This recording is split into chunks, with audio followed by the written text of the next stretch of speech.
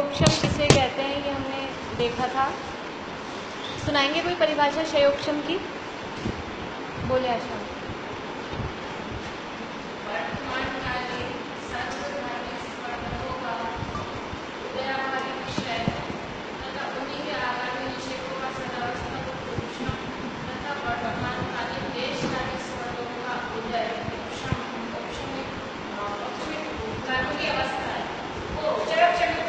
हाँ पूरा सही बोलते हैं। हाँ तो इसे क्षयोक्षमिक नहीं बोलेंगे। वर्तमान कालीन देशघाती स्पर्धकों का उदय, इन तीन रूप जो कर्म की अवस्था है उसका नाम है क्षयोक्षम।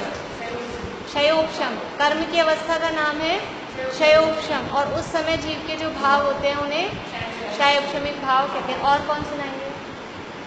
बहुत बढ़िया, वो बोलेंगे आप? नहीं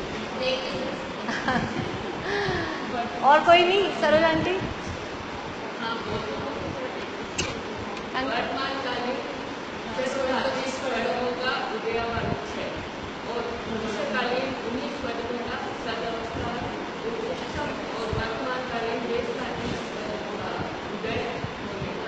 आत्मा में जो भाव,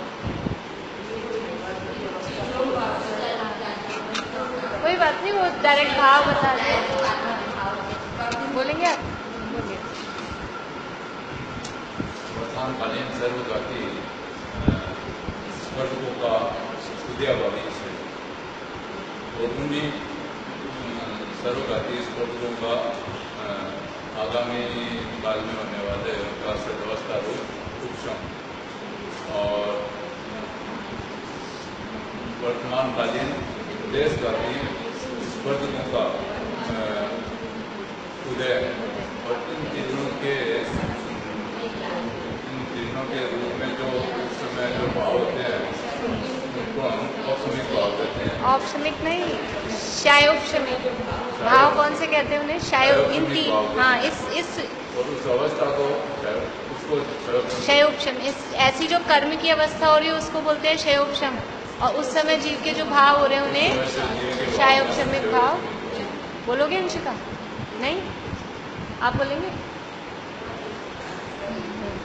चले पहले चित्रांटी बोल रहे हैं, पहले चित्रांटी बोल।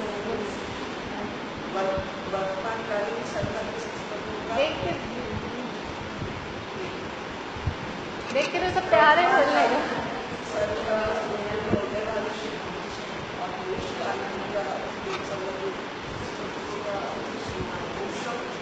सदवस्था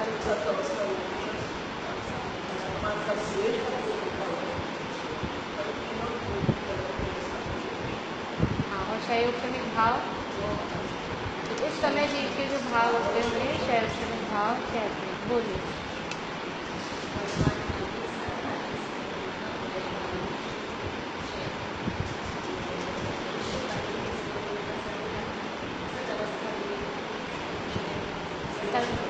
अवस्था रूप उपशम,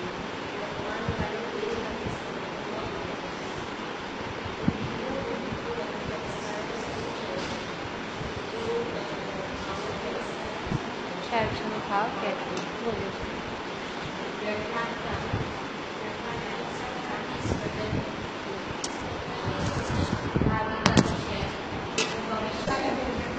ऐसे मिलेगा नहीं, मिलेगा नहीं। देखिए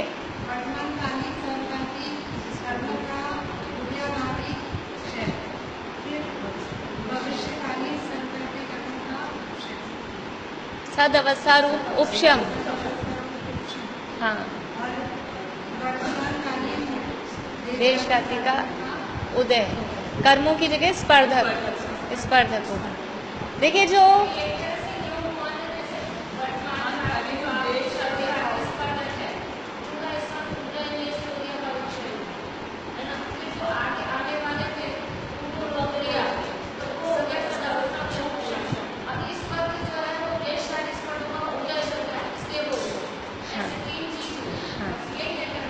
उदयाभावी क्षय किसे कहते हैं? उदयाभावी क्षय, हाँ बढ़िया, बोलो अंशिका। रोक दिया वो तो उपशम में गया। उदयाभावी क्षय किसे कहेंगे? हाँ, मतलब क्या? उदय के अभाव का मतलब क्या भी बोला ना आपने?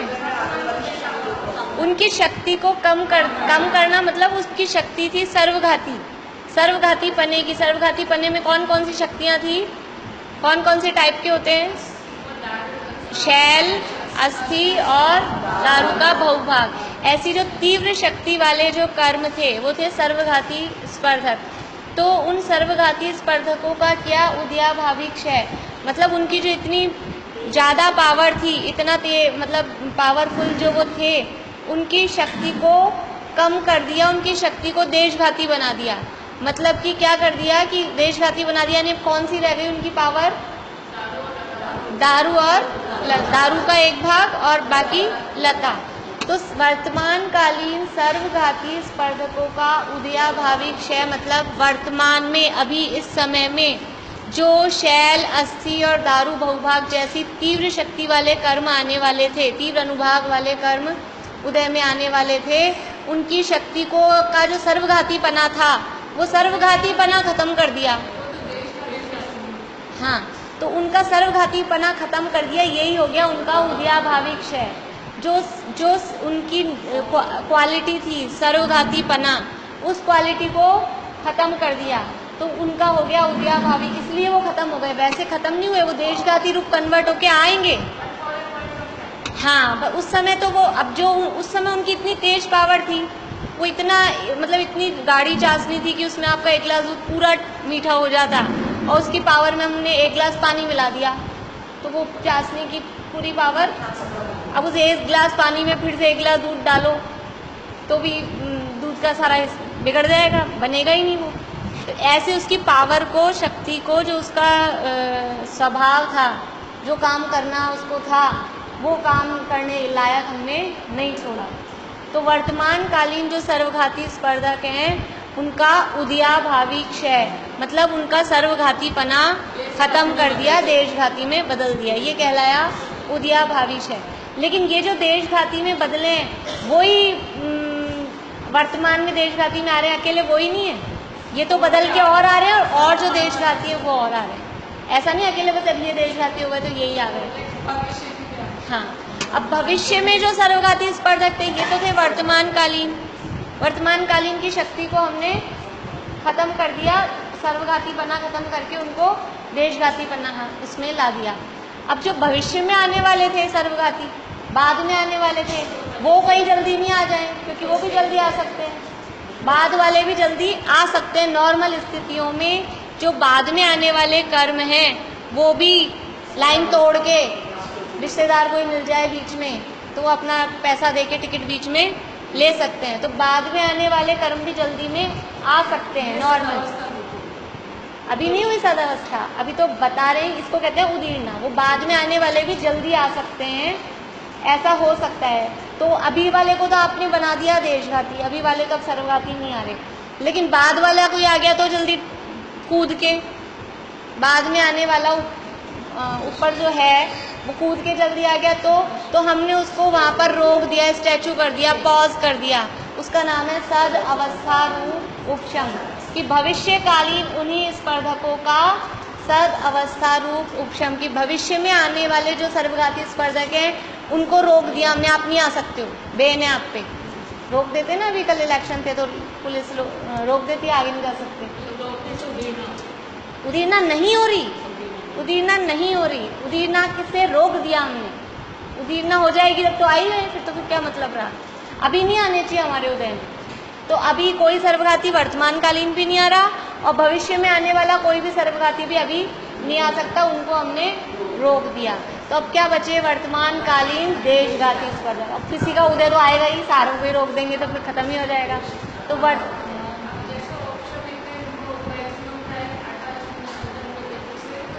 नहीं, इसमें ऐसा नहीं, ये तो चल रहा है ना कंटिन्यू अनादिकाल से आज तक, इसलिए ऐसा नहीं।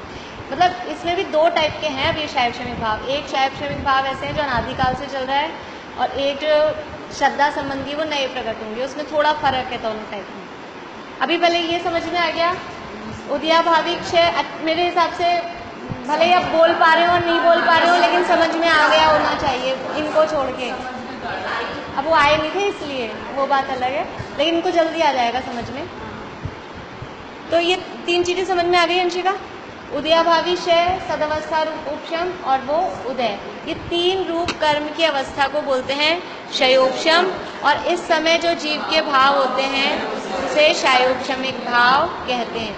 तो हमने एक नियम देखा था कि क्षयोपशम जो बनता है वो देशघाती प्रकृतियों में ही बनता है, लेकिन ये जो नियम है ये ज्ञानावरण, दर्शनावरण और अंतराय के लिए तो पूरा लागू होता है।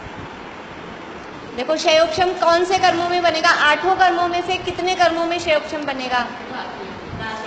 पक्का? घातिया में ही बनेगा, अघातिया में क्षयोपशम नहीं बनेगा। मोहनीय में नहीं बनेगा क्षयोपशम। किस में सर्वघाती और देशघाती प्रकृतियां हैं? सर्वघाती और देशघाती का भेद किस में? चारों घातिया कर्मों में है कि नहीं? इसलिए चारों ही घातिया कर्मों में क्षयोपशम बनता है। अघातिया कर्मों में क्षयोपशम क्यों नहीं बनता? क्योंकि वो घातिया ही नहीं है, सर्वघाती देशघाती उसमें है ही नहीं। उनका नाम क्या है? अघाती, घातिया ही नहीं है, घात ही नहीं कर रहे, तो फिर सर्वघाती देशघाती कैसे हो सकता है? उसमें क्षयोपशम उन्हीं में बनेगा जिनमें सर्वघाती पना और देशघाती पना हो। ये तो ख्याल में आपको सर्वघाती देशघाती तो पढ़ा है ना आपने? घातिया कर्म जो है ज्ञानावरण, दर्शनावरण, अंतराय, मोहनीय, इन चारों में वो नहीं बनेगा बने, इनमें तो बन रहा है, अघातिया में नहीं बनेगा। वेदनी आयु नाम गोत्र, चारों घातिया कर्मों में क्षयोपशम बन रहा है, क्योंकि क्षयोपशम के साथ हमने देखा ना कि सर्वघाती, देशघाती, ये स्पर्धक, तो उनका नाम है घाती। तो घाती टाइप के स्पर्धक घातिया कर्मों में होंगे कि अघातिया में होंगे? अघाती, उसका नाम ही अघाती है, तो उसमें तो वो होंगे ही नहीं। इसलिए अघातिया कर्मों में तो क्षयोपशम बनेगा नहीं। अब 4 घातिया कर्म, कौन से 4 घातिया कर्म? अभी बोले नाम। ज्ञानावरण,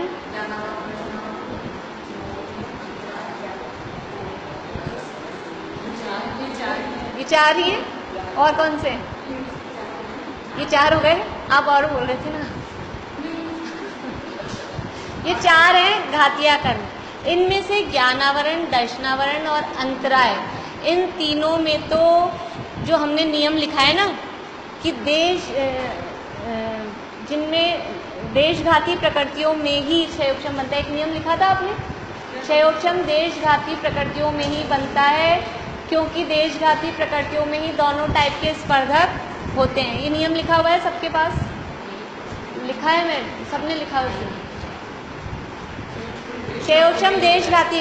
तो ये जो नियम है, तो इस नियम के साथ लिख लीजिए कि मुख्य मतलब 3 घातिया कर्मों के साथ है ये।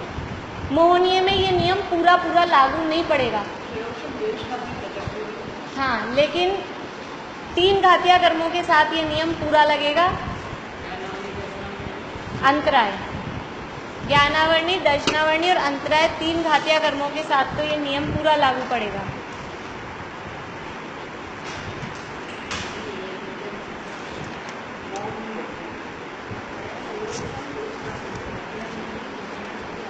हाँ, मोहनीय में पूरा मतलब ये नियम पूरा लागू नहीं होगा।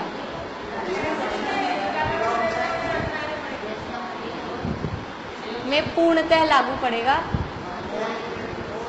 मोहनीय में पूर्णतः लागू नहीं पड़ेगा। मोहनीय की कुछ सर्वघाती प्रकृतियों को भी अपने को क्षयोपशम की परिभाषा में मिलाना पड़ेगा।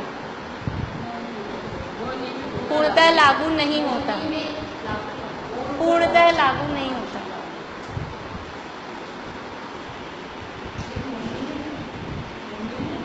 पूर्णतः लागू नहीं होता।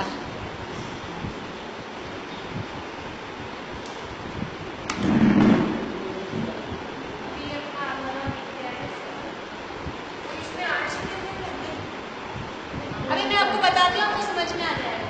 देखिए सर्वघाती और देशघाती प्रकृतियों के नाम याद है आपको? पहले तो क्षयोपशमिक भाव के भेद बताइए।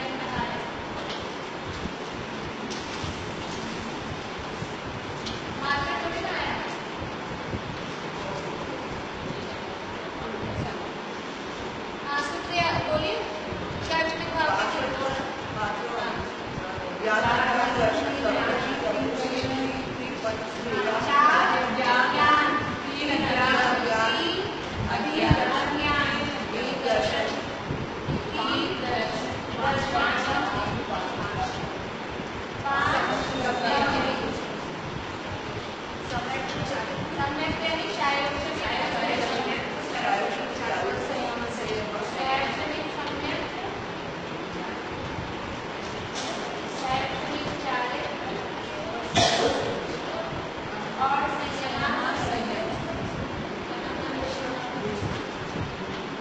अब ये जो 4 ज्ञान और 3 अज्ञान है, पहले कर समझ लीजिए ये कौन से कर्म से संबंधित है?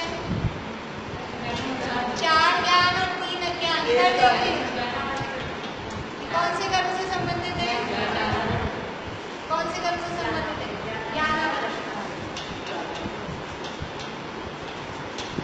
फिर 3 दर्शन, दर्शनावरण। 5 लब्धियां, अंतरावरण। लब्धियों के नाम क्या क्या है?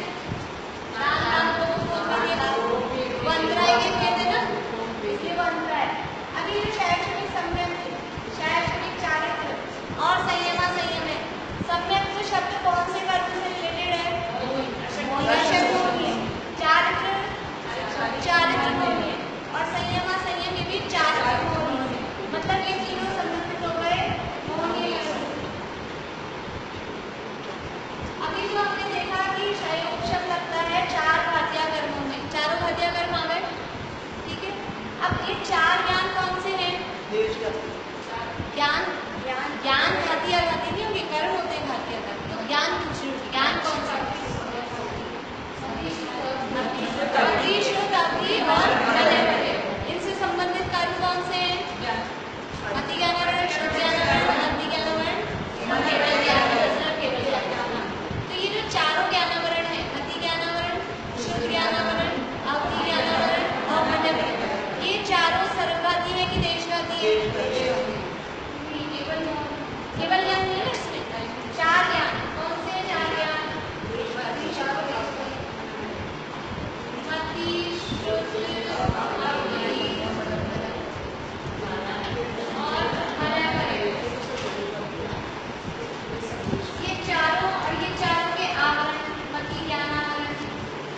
अभी अपन जो कर्म देखते हैं इसमें ज्ञानावरण लगा है इसका, मति ज्ञानावरण, शुद्ध ज्ञानावरण, अवधि ज्ञानावरण, मनःवय ज्ञानावरण। ये चारों प्रकार के ज्ञानावरण सर्वघाती है कि देशघाती है? देशघाती है, ठीक है। 3 अज्ञान है, 3 अज्ञान में भी कौन से कर्म के उदय चलेंगे? 3 अज्ञान के नाम क्या है? मति, श्रुत और अवधि। उनसे संबंधित ज्ञानावरण कर्म कौन सा होगा? वही मति ज्ञानावरण, शुद्ध ज्ञानावरण, क्योंकि ज्ञानावरण में कुमति श्रुत ऐसा नहीं होता, वो तो दर्शन के संयोग से वो कहलाता है। तो इसमें भी ये 3 में आवरण चलेंगे। समझ में आ रहा है? हम ये देख रहे हैं कि इनकी देशघाती प्रकृतियां लग रही है कि सर्वघाती प्रकृतियां लागू पड़ रही है, हम ये देख रहे हैं, है ना। हमने जो नियम देखा है कि क्षयोपशम देशघाती प्रकृतियों में लागू पड़ता है। तो 4 ज्ञान में जो प्रकृतियां काम कर रही हैं, 4 ज्ञान में जिन प्रकृतियों का क्षयोपशम हो रहा है वो कौन सी प्रकृतियां हैं? देशघाती। 3 अज्ञान में जो प्रकृतियां संबंधित है वो भी देशघाती, ठीक है। 3 दर्शन में कौन सी प्रकृतियां? 3 दर्शन कौन से? पहले तो चक्षु दर्शन, अचक्षु दर्शन और अज्ञान।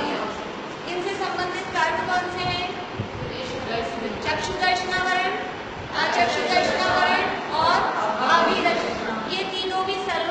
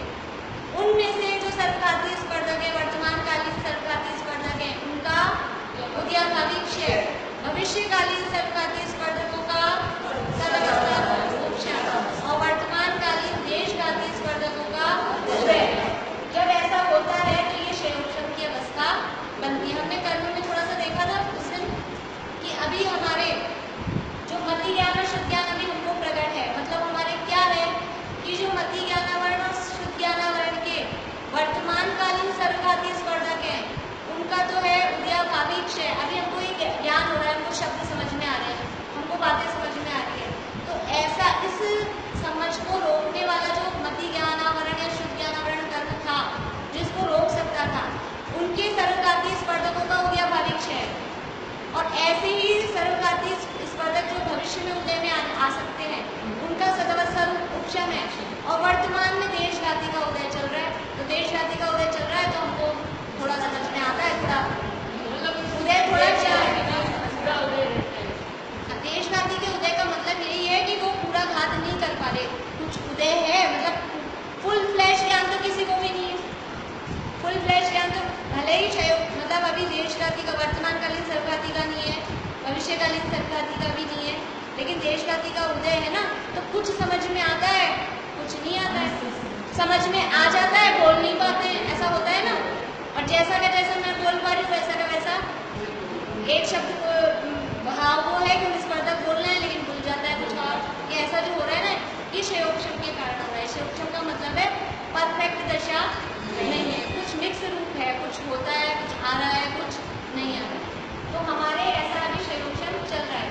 और अवधि ज्ञान और मनोपरि ज्ञान यद्यपि देशघाती है, फिर भी हमको प्रकट है क्या अभी ये अवधि ज्ञानावरण के भी वर्तमानकालीन सर्वघाती स्पर्धकों का उदयभावी क्षय हो, भविष्यकालीन स्पर्धकों का सदवत्सर उपशम हो और देशघाती का उदय हो, ऐसा है क्या अभी हमारे?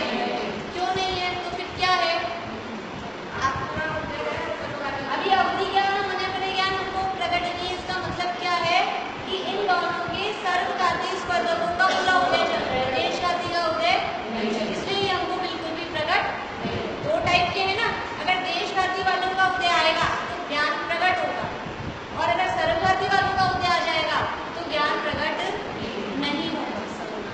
इसलिए देशघाती प्रकृतियों में ये बन रहा है। ये समझ में आ गया कि देशघाती प्रकृतियों में बन रही चार जो ज्ञान है, ये क्षयोपशमिक ज्ञान कहलाएंगे। चार ज्ञान, मति ज्ञान, शुद्ध ज्ञान, अवधि ज्ञान, ये चारों ज्ञान क्षयोपशमिक ज्ञान कहलाते हैं, क्योंकि कर्म के क्षयोपशम से हो रहे हैं। मति ज्ञानावरण, शुद्ध ज्ञानावरण, अवधि ज्ञानावरण और मनोपरि ज्ञानावरण कर्म के क्षयोपशम से हो रहे हैं। क्षयोपशम से हो रहे हैं, ये बोलते ही समझ में आता है हमको कि उसके वर्तमानकालीन सर्वघाती स्पर्धकों का क्या हो रहा है?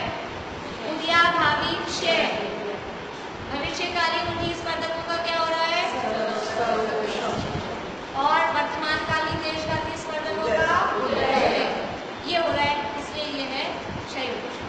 इसी तरह से दर्शनावरण, दर्शन तीन तो दर्शन है, चक्षु दर्शनावरण, चक्षु दर्शन है, चक्षु दर्शन है, अवधि दर्शन, ये भी इसी तरह से क्षयोपशम से होते हैं। केवल दर्शन और केवल ज्ञान क्यों नहीं लिया यहाँ पर?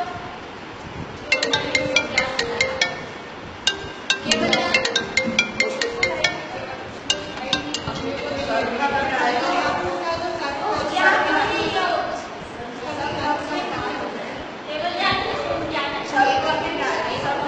शायद भाव है, वो कर्म का उसमें क्षयोपशम नहीं बनता।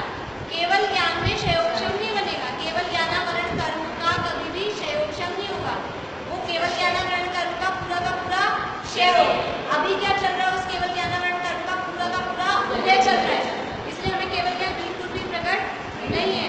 और जब खत्म होगा तो पूरा का पूरा क्षय होगा, उसका क्षयोपशम कभी भी नहीं होगा। केवल ज्ञानावरण कर्म का क्षयोपशम कभी भी नहीं होता। केवल ज्ञान तो शाही भाव है, शाही भाव के 9 भेदों में ले लिया ना हमने, ज्ञान, दर्शन, दान, लाभ, भोग, विज्ञान, विचरण। दर्शन को भी उसी में ले लिया, ज्ञान को भी उसी में ले लिया। केवल ज्ञान, केवल ज्ञान तो है ही सर्वघाती प्रकृति ना, उसमें उदय दो टाइप के है ही नहीं। केवल ज्ञानावरण कौन सी प्रकृति है? केवल ज्ञानावरण कौन सी प्रकृति है? प्रकृति, सर्वगा शायद नहीं बोलेंगे, भाव है शायद। प्रकृति कौन सी है? सर्वघाती है या देशघाती है? केवल ज्ञानावरण सर्वघाती प्रकृति और बाकी के चार ज्ञानावरण देशघाती प्रकृति। तो सर्वघाती प्रकृति में क्षयोपशम नहीं बनता, ये नियम हमने लिखा है। सर्वघाती प्रकृति में क्षयोपशम नहीं बनता, इसलिए केवल ज्ञानावरण सर्वघाती का तो क्षय होगा। केवल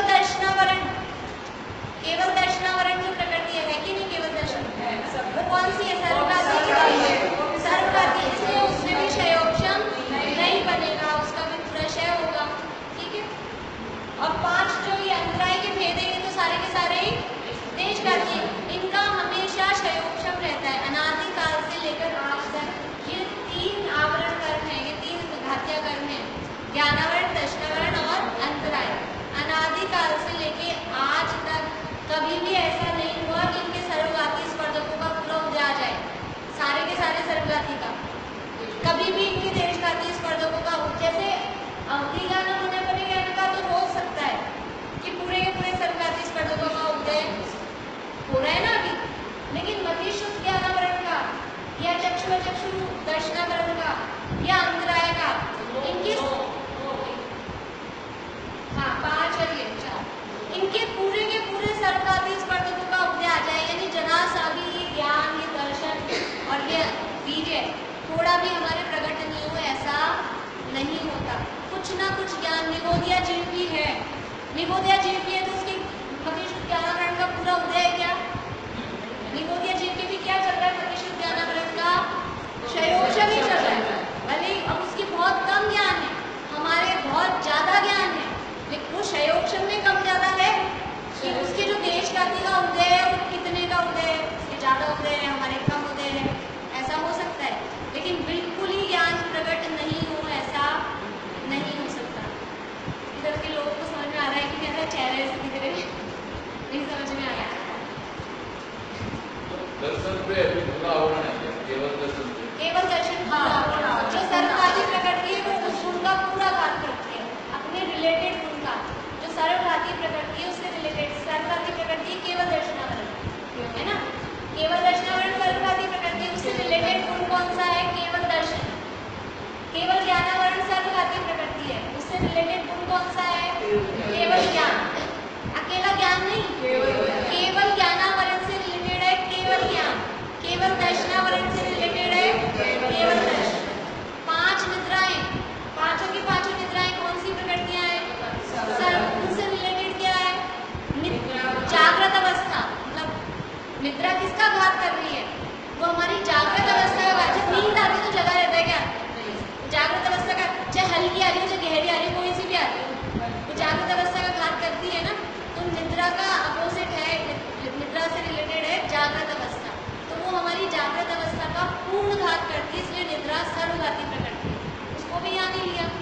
जो सर्वघाती प्रकृतियां हैं उनमें क्षयोक्षम नहीं बनेगा कि ऐसी नींद आ रही, भले ही वो प्रचला हो, हमने कहा तो है कुछ सोया रहता है कुछ जगा रहता है, लेकिन जितना सोया उतना सोया ही है।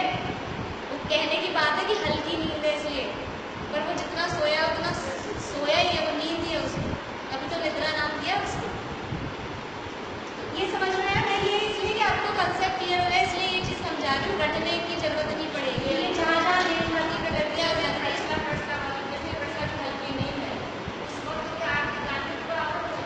ज्ञान नहीं, देखो पहली बात तो हमने ध्यान रखी, इनकी निद्रा है वो दर्शनावरण की भेद है, ज्ञानावरण का नहीं, तो ज्ञान का आवरण नहीं डालेंगे, है ना। दर्शन से संबंधित है, दर्शन में भी जागृत अवस्था से संबंधित है।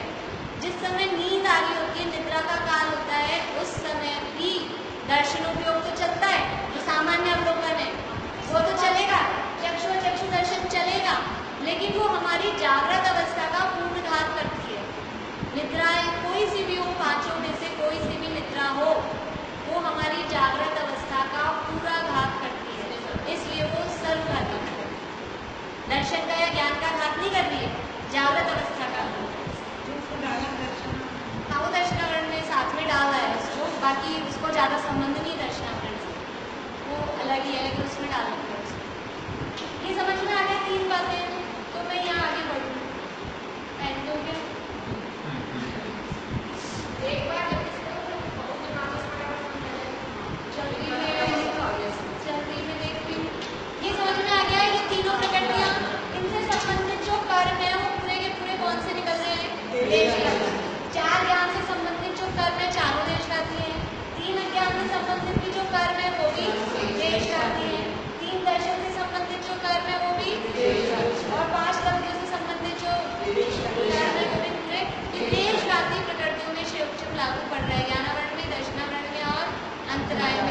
व्याप्ति में ही लागू पड़ता है। इनकी अगर कोई सर्वघाती प्रकृति होगी उसमें क्षयोपशम लागू नहीं पड़ेगा। इनकी सर्वघाती कौन सी बची है? दो ही तो बची है, मतलब 5 तो जितना है और एक केवल दर्शनावरण और एक केवल ज्ञानावरण, बस यही तो बची है। ये तो पूरी हुई है, हाँ 7 ये तो पूरी है ही देश का। अब देखिए ये है मोहनीय से संबंधित, इसमें भी ये मोहनीय में कौन से मोहनीय से संबंधित है? शैक्षणिक सम्यक्त दर्शन मोहनीय, मुख्य रूप से दर्शन मोहनीय। अब आप थोड़ा सा पिछले दिनों में जाइए कि सम्यक्त से संबंधित प्रकृतियां कौन सी हैं? 8-10 दिन 15 दिन पुरानी बात को ध्यान रखें। सम्यक्त से संबंधित या सम्यक्त की विरोधी प्रकृतियां कौन कौन सी हैं? जो हमने औक्षणिक सम्यक्त पढ़ा है, 3 तो हो गई, ये तो हो गई 3 और मतलब अकेली 4 ही ये 3 हाँ बढ़िया 4 बहुत बढ़िया। सम्यक्त की विरोधी प्रकृतियां दर्शन मोहनी की तीनों, कौन सी दर्शन मोहनी की तीनों? मिथ्यात्व, और सम्यक्त। मिथ्यात्व निश्चय बोलो या सम्यक्त? मिथ्यात्व बोलो और सम्यक्त। और चारित्र मोहनी में अनंतानुबंधी की 4, कौन सी अनंतानुबंधी की 4? अनंतानुबंधी क्रोध मान माया। यद्यपि सम्यक्त का संबंध मुख्य रूप से दर्शन मोहनी से है और अनंतानुबंधी किसका भेद है?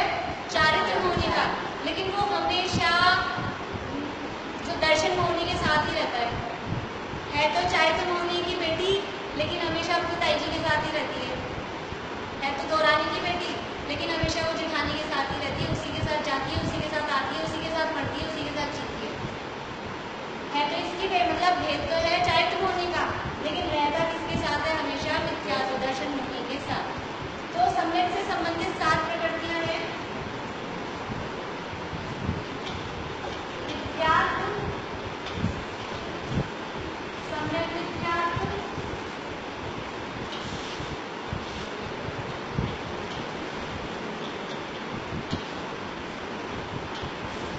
सम्यक्त प्रकृति और अनंतानुबंधी की 4।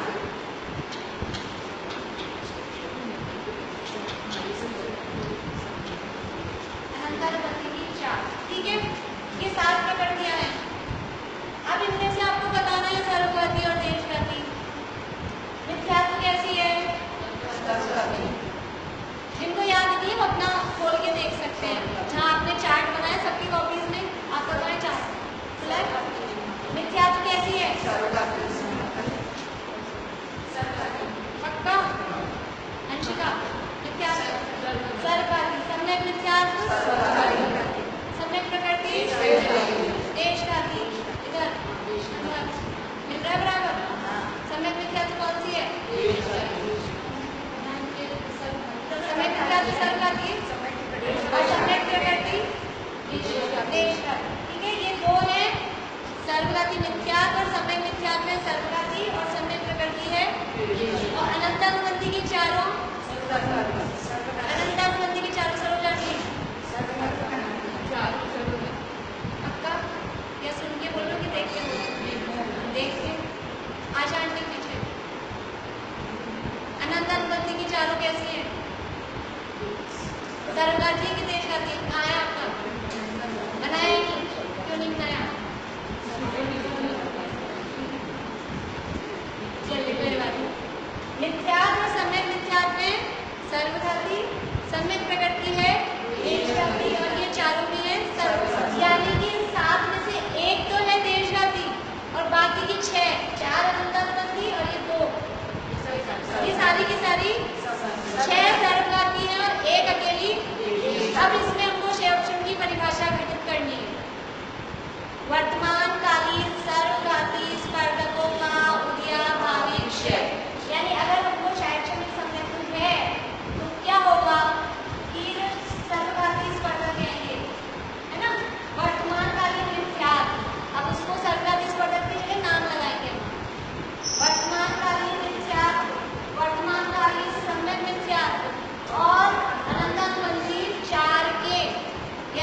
वर्तमानकालीन इन 6 प्रकृतियों के सर्वघाती स्पर्धकों का उदयाभावी क्षय। ठीक है, फिर भविष्यकालीन इन्हीं 6 का दोनों मिथ्यात्व सम्यक मिथ्यात्व और अनंतानुबंधी 4 भविष्यकालीन इन्हीं सर्वघाती स्पर्धकों का सदवस्था रूप उपशम और वर्तमानकालीन देशघाती कौन है? सम्यक प्रकृति। हाँ, तो वर्तमानकालीन सर्वघाती यानी वर्तमानकालीन देशघाती यानी सम्यक प्रकृति का वर्तमान में सम्यक प्रकृति का उदय। तो इस रूप जो अवस्था होती है उसको क्षयोक्षमिक सम्यक कहते हैं। जब ऐसा कर्मों में बनता है तो क्षयोक्षमिक सम्यक होता है। देखिए अपनी बुक में लिखिए ये परिभाषा शायद।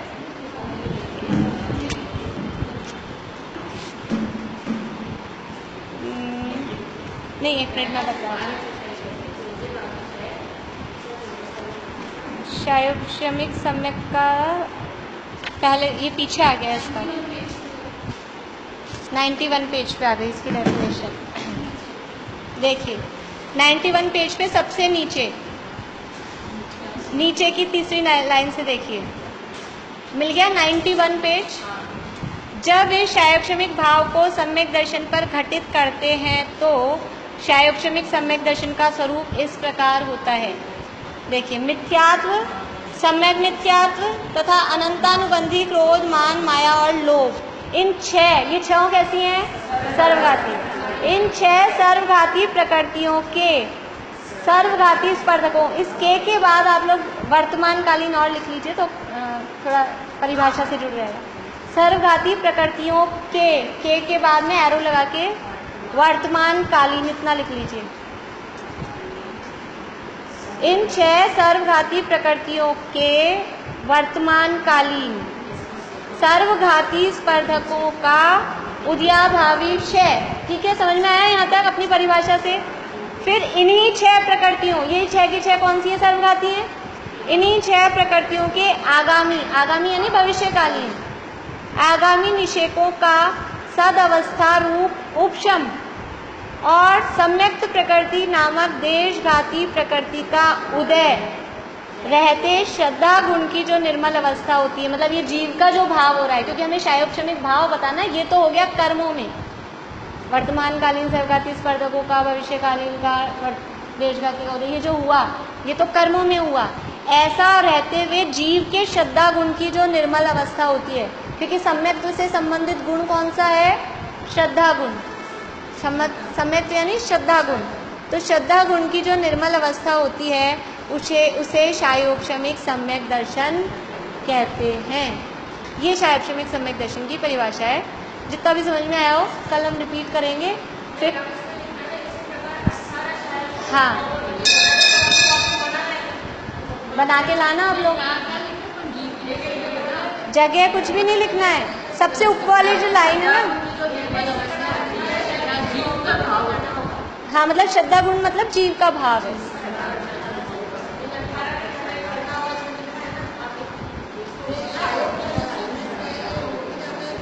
छूट भी जाता है। कल आप लोग रफ में बना के लाना, रफ में बना के लाना, चाहे से किसी भी 2-2 भाव पे, मैं सारे 18 पे नहीं कहती हूँ, ज़्यादा हो जाएगा। किन्हीं भी 2-2 भावों में आप चाहे रफली आप लिख के लाना इस तरह से, जैसे अभी यहाँ घटाया ना, जो अपन ने कर लिए, भले ही ज्ञान वालों पे, दर्शन वालों पे, अंतराय पे, जो अपन ने कर लिए चाहे उन पे करके लाना, क्योंकि अभी संयम और क्षयोक्षमिक चारित्र पे मैं नहीं कह सकती हूँ आप लोग कर पा, मतलब देख के तो कर सकते हो, पढ़ के अगर उसमें देख के कर सके तो उनमें कर लीजिए, नहीं तो इनका तो बुक में है ही नहीं।